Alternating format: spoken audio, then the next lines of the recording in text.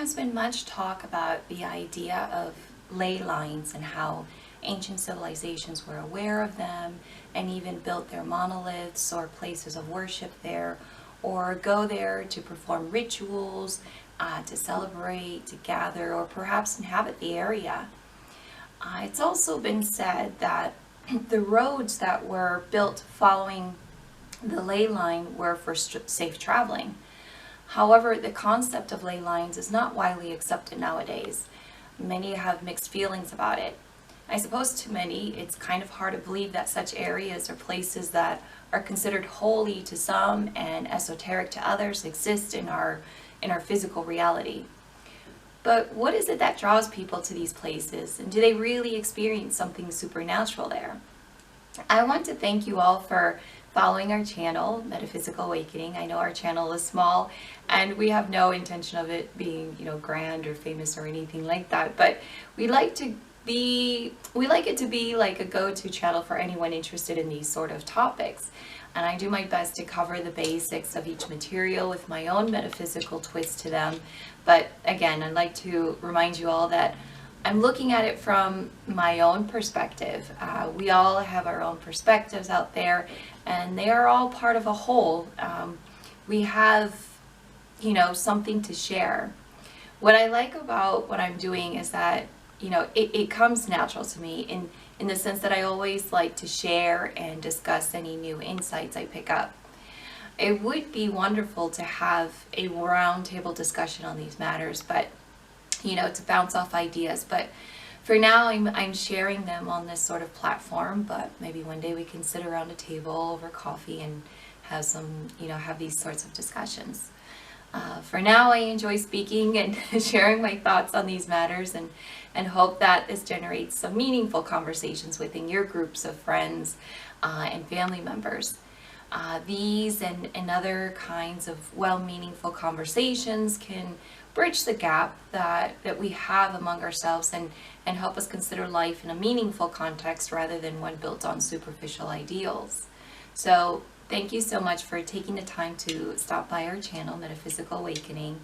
And if you'd like to visit our website, you can click on the link below in the description, or simply go to metaphysicalawakening.com. You can also contact us through our consultation page, where we offer consultation services if you're interested, or email us directly at metaphysicalawakening@gmail.com. We really thank you for your support and hope you're having a wonderful morning, afternoon, or evening, wherever you are. Now, going back to ley lines. Okay, so what are they exactly? Now, from my understanding, these are points on a map that when connected, they form a line. And along these lines are important places of worship, spiritual grounds for whatever civilization preceded there, a grand structure such as a pyramid, or simply a church, and a roadway or a path running along that line from one location to another. Now, what's special about these ley lines are not just, what's built on them, but the idea that they are in some ways supernatural. Some claim that these particular areas carry or put out a lot of supernatural powers, in a sense that a person with psychic abilities would increase in those areas. Or perhaps they believe that they would find a closer connection to God or whoever they worship. There are some who claim that the earth puts out much of its energy in those specific areas, which then influences the people in the area to do things that they would not normally do had they been somewhere else in the world. Whatever it is, there have been many stories created around the topic of ley lines throughout history. We trace it back to a writer who came up with the name Leylines, Alfred Watkins, back in the early 1920s. However, I'm sure it was called another name if we go further back in many different countries and cultures. Now, I can't say if all these places and lines marked on a map, which are determined as ley lines, are actually places that put out a lot of energy or are divine in some way. I have to look at each place and feel into them, and there are a lot of marked places. But I strongly feel that there are places around the world that do put out more energy than others and are good places to visit, actually, for our spiritual mind and health. And what I mean by that is that they put out so much energy that they can move you to feel a certain way. I'll get into that in a moment. What I'm referring to are places around the globe that have a fracture or a crack in the Earth's crust. I believe there came a time when the tectonic plates decided to crack and mold themselves to the shape of the Earth's atmosphere, which is the sphere, or which is sphere or round. So the question, which came first, the chicken or the egg, comes to mind. Well, anyway, there are many theories about the creation of Earth floating around, and it's good. It's good for the evolution of creative and critical thinking for the human race. As we know, there are tectonic plates that meet in many different parts of the world. We have several of them. I believe it's possible that there are too many to count, actually, due to the size and variations and densities in different parts of the world. Perhaps there are cracks within the Earth's surface that scientists and geologists are not aware of due to the size and depth of the crack on the surface. For us, it may just look like a valley, when in fact it's a large crack that was made long before humans walked on its surface. Some are quite visible, while others may be hidden beneath the dirt, sand, water, plant growth, or whatever has or have formed above it. Another thing to think about in regards to the reason for the crack is, what if in a certain section of the world it's weighed down by tons and tons of water? What if in another part of the world it's weighed by less? Or in another, it's weighed down by gravity more than any other regions. There are many factors that contribute to the reason why a crack was needed there. They are not equally apart from each other. They are located where they need to be, and in some regions it continues to be adjusted to the Earth's needs. So what took place millennia ago continues to take place in our present day. Shifts within the Earth's gravitational pull remain a mystery for many scientists and geologists out there. There are some saying that it's water that causes some slight shift in some areas, but I deduce that there's more to it than the rise or fall in water level. But let's move on. So what are these changes that are taking place? I feel that a cyclical change is taking place on Earth. It's not the first, I'm sure it's not the last. The shift taking place in many parts of the world involves the moving and adjusting of the tectonic plates. It feels as though Earth is currently going through stages that can be seen from the many earthquakes that are taking place in many parts of the world, some more than others, and in some where they haven't seen such a thing in decades. Changes are needed in that part of the world to adjust to what the Earth will be like in 100 years or so from now. At least that's what I've gathered from filling into a lot of what's going on physically within the Earth. Anyway, those of us alive won't live until then, but perhaps in our next life we'll be able to enjoy the changes attributed to Earth's radical changes that are taking place now. Now, what about the energies moving and flowing in different parts of the world? And I'm not specifically pointing to these points on the map where they have mapped out the ley lines. I'm talking about the idea of certain places around the world that may put out more energy than others. Could that be possible? Well, I do believe that there are some places that have a higher concentration of energy than others, depending on the frequencies that are coming through and hitting you. Well, many, who are sensitive to energy may feel the ranges of energy shooting out from these cracks through the Earth's surface. They may feel a push or pull sensation in that area. Or perhaps they feel a swirling sensation as if a breeze picked up there and swirled around them. Or perhaps they feel they've been lifted and cleansed because of the high vibrational frequencies that come out of an area, which has a lot to do with the type of crystals buried in the area. Or perhaps you feel a downward sensation, like you feel like you're falling down a number of steps. Or perhaps you feel like you're flying in a way because your own energy is bouncing around, floating in an elevated state before, from where it usually is. So it gives you that sensation like you're flying. Or perhaps you feel like you're enclosed within a cave because of the frequencies there being packed closely together to give you that sensation. Whatever it is, wherever you are, you know there's something different about the place. There's something unusual or special or just plain unique about it. Not all of them feel the same. How could they really? Each one is made up of their own set of frequencies due to the makeup of the Earth's surface in those regions. You got to ask yourself, what kinds of minerals or stones are out there? Is there water moving underneath the surface of the ground? Or is there a standing pool of water?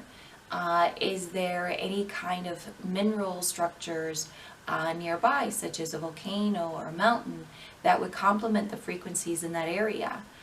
You see, there are many factors that play a part in the set of different frequencies you feel in and around the area.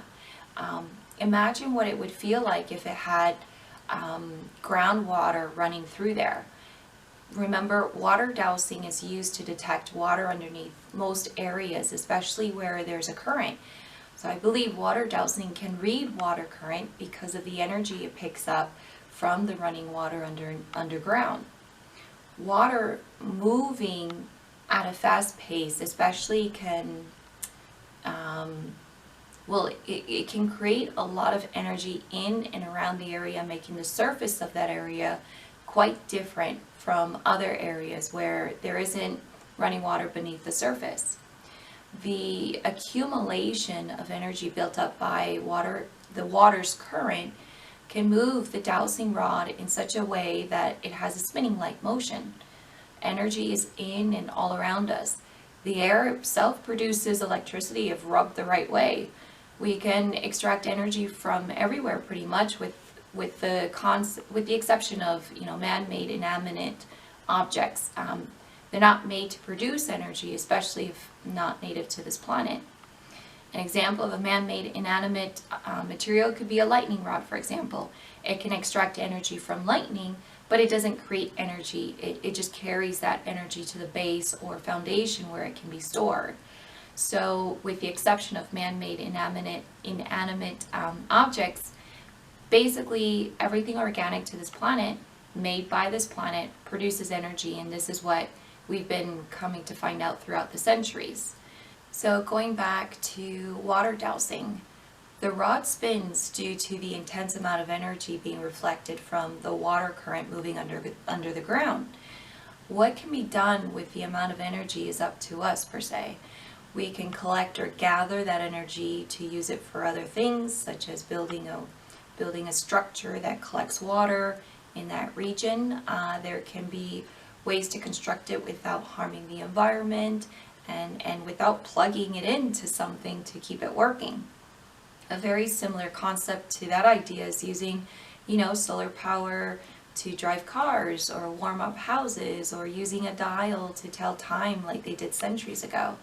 So much can be done once we learn to harness the energy from all around us to the point that we no longer need to rely on carbon fuels or petrols to run cars and so on.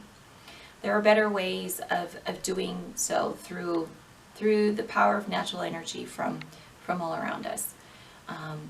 But we'll get back on the topic. So as I mentioned before, the energetic sensation you feel in and around those areas is solely dependent upon what is produced there. What I mean by that is what gem, mineral, or rocks are underneath and above the Earth's surface. These have a major effect on your energetic state or frequencies. We each we are each different in the sense that our energy frequencies are accumulated in different ways from each other. So what one feels in one area where there's a concentration of energy might be slightly different from another depending on their energetic state. So if one goes there feeling depressed, and the rocks and the minerals there seem to have the kind of effect where this person may feel lifted and cleansed, but another person comes by feeling jolly, happy, in a good mood with a bounce in their step, may feel calm and relaxed once they enter that area. It all depends on the kind of person they are, the mood they're in, and what's out there that'll affect their frequencies. Each person has their own level of sensitivity when it comes to energy. One might feel invigorated, very highly invigorated, when they step into this area, when another person feels grounded and calm.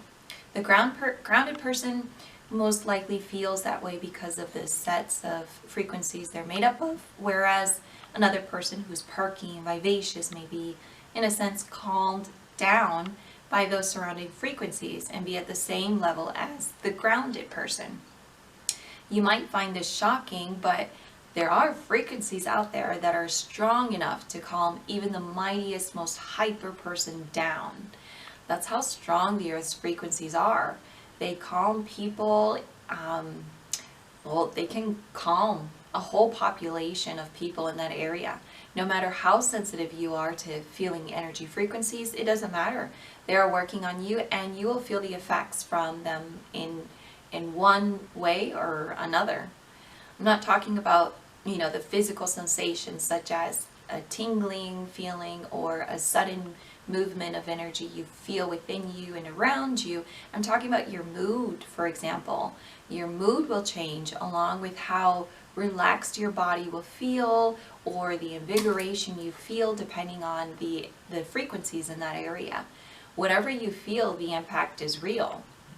Now, moving on to what use they have on you. Well, I find that the Earth's higher concentration of energy that comes out in many parts of the world are useful to know about because of how they impacted civilizations throughout the centuries and still today.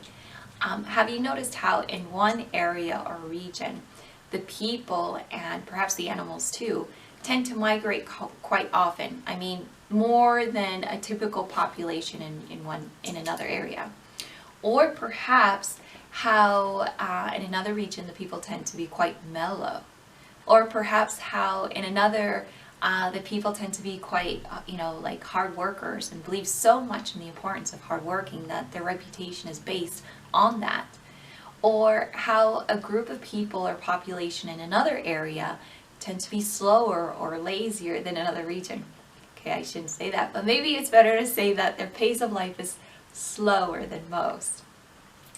Or how in another region the people there tend to be like-minded in such a way that they seem to work together as a whole community rather than individuals, like in another region, I suppose. Or perhaps in another region they tend to be more individualistic in the sense that there seems to be more of a chaotic movement, people going this way and that, being completely distracted. Whatever it is, whatever tendencies you see and in each part of the world, it may have to do with the tectonic plates or major faults in those regions. Perhaps the frequencies emitted there may have something to do with the population's way of thinking as a whole. Movement from those areas may change not only our way of thinking, but also our energy, and such that we may feel calmer in a new area or more active depending on where we move to. We've heard it before when we ourselves or others may have said, I like this vibe I like the vibe in the city or town. Each place carries their own sets of frequencies, which may be affected by the ground below them. It's interesting how individuals can change from one way of thinking or mood to another simply by changing the energy in that place. We see it happen to ourselves at times. Imagine filling your bedroom with all kinds of crystals and stones. If you design it to fill it with one kind of stone, well, then you'll have a stable output of energy coming from them without any conflict. If you add another kind, other kinds of stones with different chemical makeup, you may have light disturbances in the field depending upon the mixture of frequencies going on there, because there might be a push and pull sensation happening in the field when you put two stones that repel each other in the same room. So depending upon the makeup of the stones determines the peaceful or erratic outcome in the energy field. Well, moving on further to the topic of ley lines, or places that have concentrated amounts of energy due to the cracks within its land, I believe it's important to remember that they are considered Earth's gem, in the sense that they're here to give us the energy work needed to get through our day. What do I mean by this? Well, sometimes we get quite sluggish and need a little kick in the butt. Well, walking to one nearby can give you that kick in the butt, so to speak. You see, the powerful amount of energy provided there is enough to change your mood or way of thinking. For example, if you're upset about something, it has a way of changing that anger to calmness. So you can think clearly about the situation, therefore change your mind or idea or thought process about something. And in turn, you can make a better decision, which would increase your chances at a better outcome. You can also go there to rest your bones, so to speak. What I mean by that is that you can lie there and relax. Let the energy from there work on your bones and muscles. Let it work on your circulation, because it can have an effect on that too. Let it work on your mood to enhance your mood. Let it work on your ability to speak if you tend to stutter or lose focus on a matter. The reason I say this is because such energy work can help settle your cerebral or brain activity in such a way that it calms the vocal cords, which then allows you to speak calmly and smoothly. The brain tends to get in the way when one has difficulty speaking fluidly.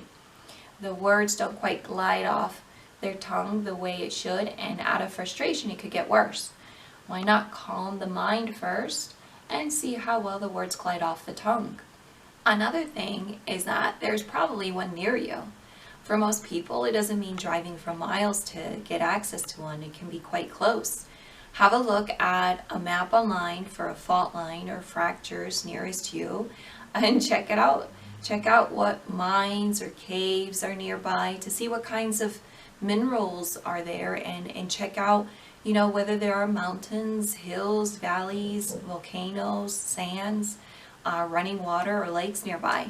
That way you can get an overview of that area and get an idea of what kinds of energies are accumulated there. Have fun with that, and let me know what you experience yourself as you walk around or lay down or simply camp out in that area. I'd like to hear about it in the comments.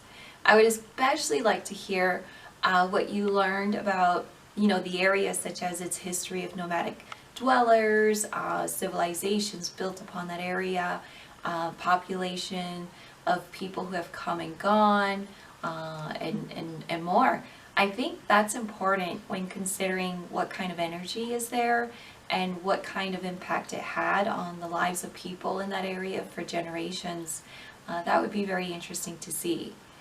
Well, thanks so much for stopping by and watching this video. I hope you found it interesting and worth talking about with others. Yeah, thank you. Until my next video, I hope you all have a beautiful day and find something to do that you enjoy, even though it may only be for a few minutes. We all deserve some fun once in a while. But be happy and be kind to yourself and others. Thank you so much for watching. Bye, everyone.